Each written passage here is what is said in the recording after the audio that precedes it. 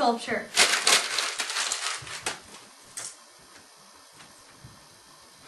Excuse me? May I ask a question? Was I judged on the sculpture itself? If so, is it not true that only time can judge a piece of art? Or was I judged on my talent? Is that fair that I be judged over a part of my life that I have no control? Or maybe I was judged on what I learned from the project. If so, isn't it your responsibility as the teacher to transmit the information to me? Are you willing to share my see? Or maybe I was judged on the quality of the coat hanger out of which the sculpture was made. Now, is this also unfair? Should I be judged on the quality of the coat hanger used by the dry cleaning establishment that returns our garments? Is that not the responsibility of my parents? Should they not share my see?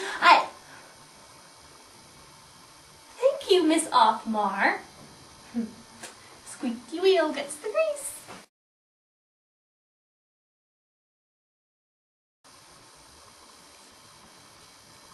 I was standing with you. I was right there with you, Troy. I gave 18 years of my life to be standing in the same spot with you. Don't you think I ever wanted things? Don't you think I had hopes and dreams? What about my life? What about me? Don't you think it ever crossed my mind to want to know other men? That I could go off somewhere and forget all my responsibilities? That I would want someone to make me laugh so I could feel good? You're not the only one with wants and needs. But I held on to you, Troy. I took all my hopes and dreams and wants and needs and I planted them inside you. I planted a seed and watched and prayed over it. I buried myself inside you and waited for it to bloom. And it didn't take me no 18 years to find out the soil was hard and rocky and it wasn't never gonna bloom. But I held on to you, Troy. I held you tighter. You was my husband. I owed you everything I had, every part of me that I could find to give.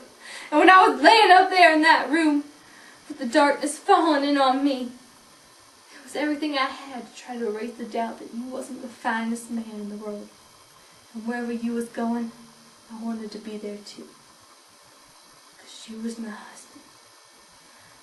Because that was the only way I was going to survive as your wife.